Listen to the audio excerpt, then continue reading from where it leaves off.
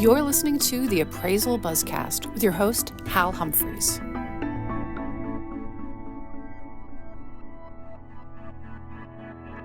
Welcome to the Appraisal Buzzcast. I'm Jim Morrison, and with me as always is our host, Hal Humphreys. Hey, Hal, how are you? Good morning, Jim. How are you? I'm doing great. I'm very excited to have our Buzzy Award winner for Content Creator of the Year and one of our favorites, Dustin Harris. Hey, Dustin. Hey, guys. How are you?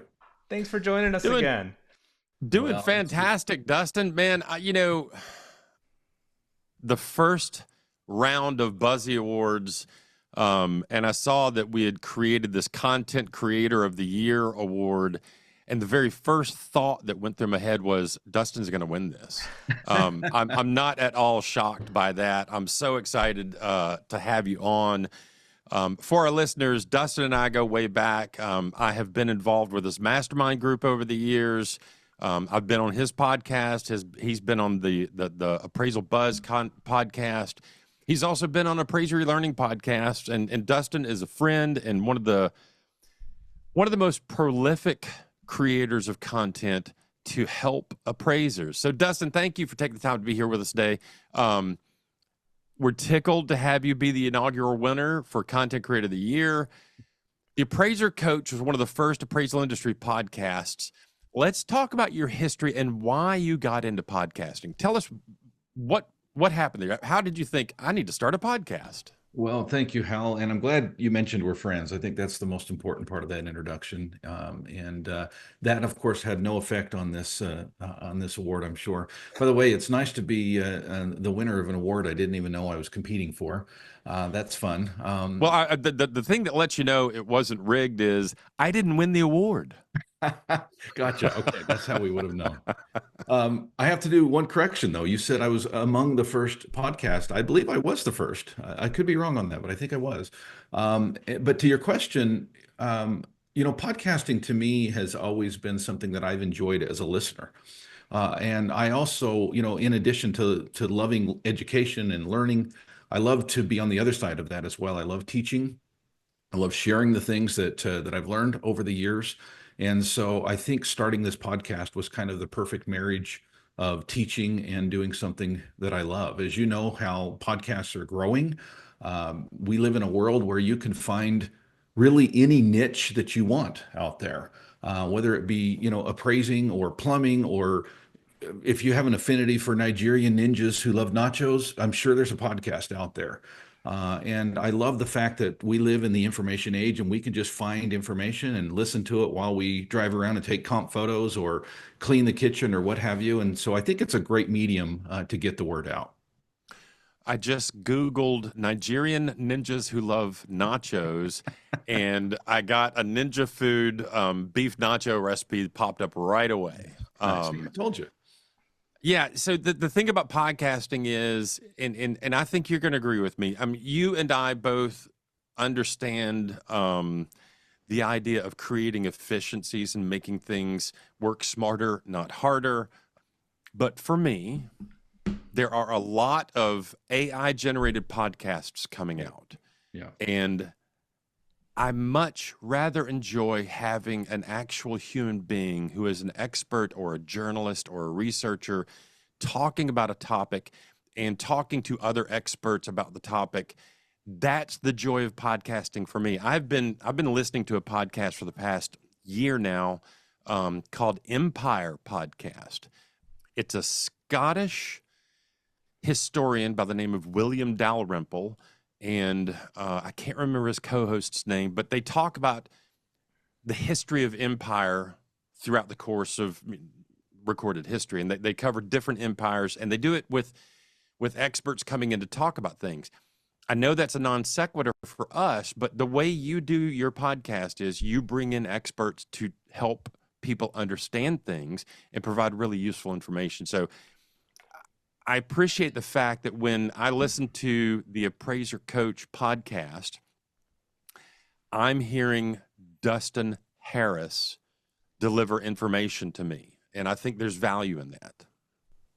Well, I appreciate that, Hal, and thank you for that, first of all. But second, you mentioned guests, and that really is where the podcast shines. I think that we get experts from all kinds of technical fields and appraising fields and USPAP experts. Tim Anderson, of course, has been on as a recurring guest for many, many years as a USPAP expert. We have the Dear USPAP expert episodes that are a constant here, where people are asking questions about this, that, and the other, because appraisers want to learn, they want to get better, and it's good to have individuals on who have different experiences. Some of my favorite episodes over the years are people like Rod Bodkin, who the first time he was on, he crowned himself as the happiest staff appraiser in the world. The next time he was on, he had quit staff appraising, gone on to be an entrepreneur, and then we had him on a third time talking about the success that he was finding as an entrepreneur. I've had my friend Mark Skapenitz on several times. One of our most popular episodes ever was his episode on talking about concealed carry, and people are just interested to know how other appraisers live their life. One of the most popular themes that we've had over the years is what I call appraiser stories, where people come on and they just talk about how they became an appraiser and some of the funny things that have happened to them as an appraiser, some of the scary things that might have happened to them as appraisers. And of course, my favorite episode is the 1000th episode that aired just a few weeks ago with my good friend Bill Johnson. I say good friend in quotations. And I won't say any more about that episode, but people should go back and watch old Bill Johnson on the 1000th episode. I love it. I love it. Well, let's do this. Dustin, thank you again for being here. I want to take a real quick break and hear from one of our sponsors, and we will be right back. LIA Administrators and Insurance Services, serving valuation professionals since 1978. We provide E&O insurance with a commitment to superior customer service, outstanding liability education, and unmatched claim defense. Explore our exclusive appraiser liability education by Peter Christensen and cost-effective seminars designed to foster your growth. Our underwriters, with an average of 26 years of experience each, are dedicated to supporting appraisers. Visit liability.com to discover how LIA can safeguard your business.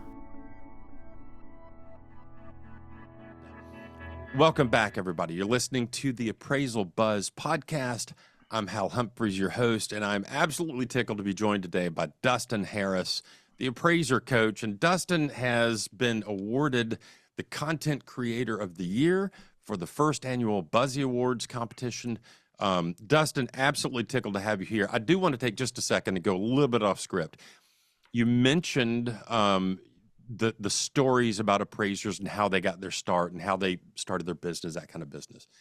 I have told this story so many times that it is, I think most of the people out there in appraisal land have heard some version of this story, but my father was my first mentor. And I just lost my father the weekend before Thanksgiving in 2024. And I was talking to Stephanie Streep Tooley the other day, and we were talking about how he got in the business. I told her the story of my dad used to take me out when I was 12 and 13 years old, and he would let me hold the dumb end of the tape.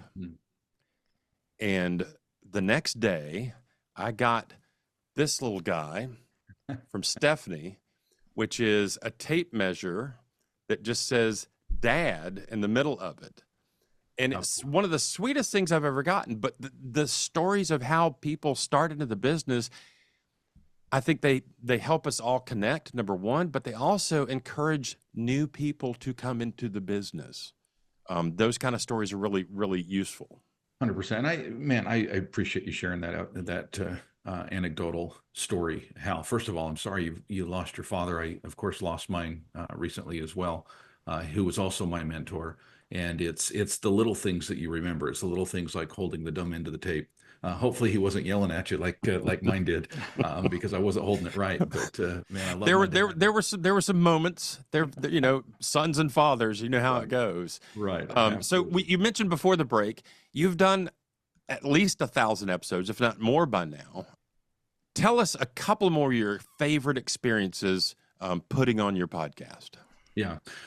So again, it comes down to the interviews that I do, right? So it's the people that share the stories like you just did, Hal. It's the opportunity to listen to appraisers tell their stories, to get the experts on who truly know the business inside and out. I hope I've been able, at least this has been part of my goal, is to give appraisers a glimpse into many different worlds, whether it be a peer, right, one of their own, another appraiser who's in a similar situation to them, or whether it be someone at an AMC so they can kind of see behind the curtain and see what actually goes on behind those bids and those low fees, or maybe it's somebody that works with the GSEs, maybe it's somebody in tech. I've had lots of people on over the years that have software and work with AI and do these amazing things that we as appraisers can use for tools. And so to me, it's about finding good information and sharing it with my audience, which are my peers. I'm an active appraiser, boots on the ground appraiser. And so it gives me a unique insight to know kind of what appraisers are looking for. Yeah, I love that. And, again, going back to the idea of an actual human being imparting some version of knowledge, when there's someone on the show that has been in the trenches, that has trod the path, they've got that boots on the ground knowledge that you only get from being out doing the work. That's incredibly useful for appraisers. So, look, everybody out there has finally figured out that I am an absolute fan of Dustin's podcast personally. And Dustin does an amazing job of sharing really relevant information for appraisers. And Dustin, before we go to the commercial break, I want to ask you one thing. There are times when you and I, in our various positions of delivering information to appraisers, where we might have to deliver something that appraisers don't necessarily want to hear, but it's good for them to know about it. Have you ever run across a situation where you shared something and you get some negative feedback? Why are you putting that out there? But you're like, you need to know about this. I'm laughing because you said, have there ever been times? Weekly? I actually, Hal, it's funny. I used to, when I first started this, the quote unquote hate mail used to bother me a little bit, honestly. It used to get under my skin. I actually kept a folder for probably the first year and a half of doing this. And by the way, I've been doing the podcast almost 10 years now. Wow. The first year and a half or so, I kept this folder of all the hate mail. I don't even know why. I just would take it and put it in there. And sometimes I would respond and sometimes I wouldn't. You get to the point that your skin gets pretty tough and you get to the point that it doesn't really bother you anymore. But how to answer your question directly, usually it's when I'm talking about changes, right? So changes that are happening in the appraisal world. It is interesting to me that despite the changes happening, that sometimes the messenger gets blamed for creating the change or at least accelerating the change. Yeah. And that's unfortunate, I think. But I've never shied away from change and I've never shied away from information. My goal on the podcast is to help appraisers know what's going on in the industry so that they can plan accordingly and to be more successful with the changes that are coming. Absolutely. Absolutely. All right, well, let's do this. Let's take a real quick break and we'll be right back. ACI introduces ACI Sky Workbench, a cutting-edge cloud-based platform designed to streamline UR/AR appraisal report generation like never before. With seamless workflow integration, automated data management, and built-in compliance, Workbench empowers appraisers to work smarter, faster, and with greater accuracy. Visit aciweb.com for more info. Welcome back, everyone. You're listening to the Appraisal Buzzcast. I'm Hal Humphreys, your host, and I'm joined today by Dustin Harris, the appraiser coach. Dustin, thank you again for being here.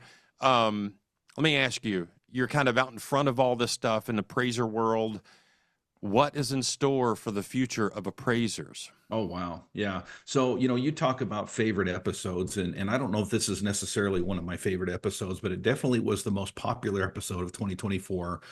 Back in May, I did a podcast episode that said, in 3 years, appraisals will take 30 minutes. And that was the headline, right? And now you talk about hate mail. I was going to say the hate mail must have gone right up on that one. But here's the thing, Hal. Again, I don't shy away from change. Change is what it is. Modernization is happening. How can we prepare for the future? But to answer your question directly, I believe that AI, artificial intelligence, not the other AI, but AI is going to play a huge role in appraisers' lives in the future. It's one of those tools that with or without us, it's going to be part of our lives. And so I feel strongly, in fact, I spend a lot of time studying, working with, creating tools with AI because I believe that artificial intelligence is going to be a huge part of the toolbox, not replacement for appraisers, but the toolbox moving forward. Yeah, and I tend to agree with you 100%. And if we think of artificial intelligence as a tool instead of a replacement, it's a fine tool, much in the same way a hammer is a really good tool for driving nails. But you wouldn't leave the hammer to do your roof for you by itself. You got to have somebody to drive the thing, right? AI is an incredible tool, and it is getting, I'm going to admit something here that I'm kind of ashamed to admit, but I'm going to admit it. When I was in college, I used to listen to the Art Bell show. Do you remember the Art Bell show? You bet. Coast to coast, man. Coast to coast with Art Bell. And he talked about this notion of the quickening, how things are speeding up and how technology is advancing at an incredible pace. You can see that happening in real time right now with artificial intelligence and the tools that are coming out.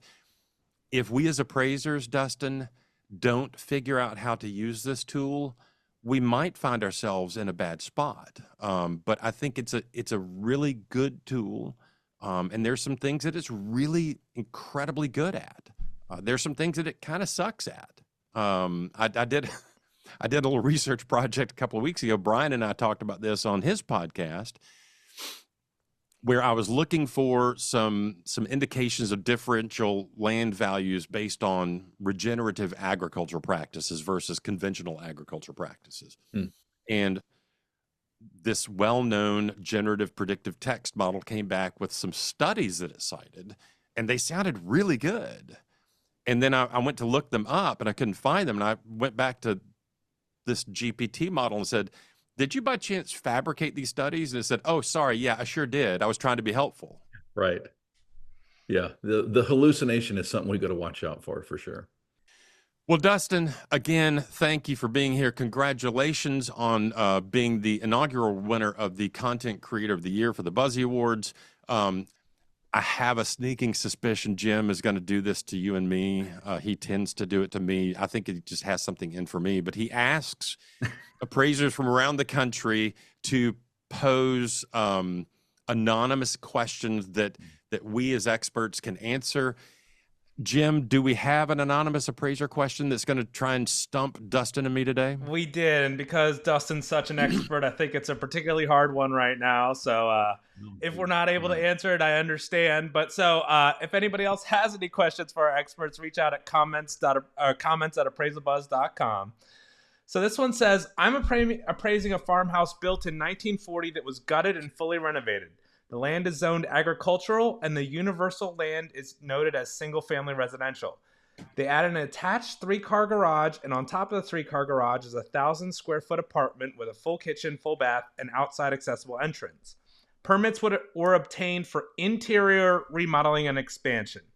Here's the question. Is this considered legally non-conforming with agricultural and SFR use with no variance approved, or is the ADU out of compliance? Oh, holy smokes. Yeah, it's a tough one. I didn't understand most of it. I have to be clear. I never claimed to be an appraisal coach. I'm an appraiser coach. I help you become better business owners, not a better appraiser. But let me take a stab at it. When in doubt, this is the best answer, Hal. Correct me if I'm wrong. When you don't fully know, it's always good to say it depends, right? Yeah. But I will say this. It depends on the highest and best use, really. It comes down to the zoning laws. It comes down to allowances. If the ADU is not explicitly allowed under the agricultural zoning, and of course, no variance was granted, it's likely out of compliance with zoning laws. But if the ADU was built according to zoning allowances or has, had a variance, I mean, it was mentioned there was permits, so I think that Yeah. that plays into it. But maybe the zoning laws were later modified. I don't know. It comes down to the highest and best use tests, and specifically with zoning, I think is probably going to make all the difference there. Yeah, I agree with you 100%. And what I would say just off the bat is I don't think we have enough information. I don't know what the ag zoning rules are in this appraiser's particular jurisdiction. So I'm not able to speak to whether or not it's allowed. I will say this, just like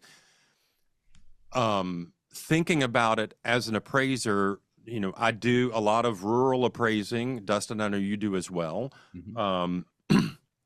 I have yet to come across a ranch or farm of any reasonable size. I'm saying 7 to several thousand acres, where the ag zoning allowed for additional housing for ranch hands, son-in-law who's going to be taking over the farm, that kind of business. I think under the ag zoning, a lot of times there would be an allowance for an accessory dwelling unit of some variety. But again, you'd have to go to the ag zoning allowances table and see what's there. Off the top of my head right now, I would say if it's permitted, that is an indication of, it may possibly be legally permissible. If I were the homeowner, I would certainly make that argument. I got a permit for it. They allowed me to do it.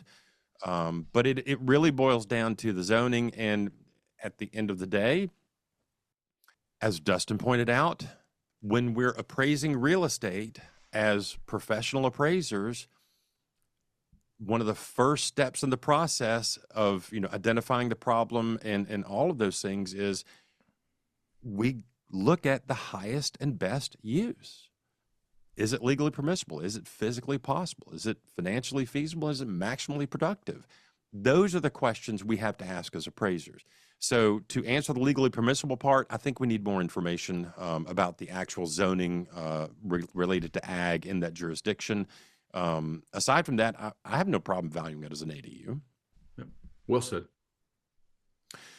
Dustin, thanks so much for tackling that with us. Jim, do we have anything else we need to cover today? You guys did a great job on that one. Dustin, we just want to thank you so much. And I know your schedule is so difficult, but we're hoping you can join us for Valuation Expo for the awards ceremony for our Buzzy Award winners. And that'll be August 11th through the 13th. Thank you, guys. It's an honor. It's a privilege. So good to see both of you. Thanks for the time. Thank you. And if we have nothing else, for Jim Morrison and Dustin Harris, I'm Hal Humphreys, and that is your Appraisal Buzzcast for this week.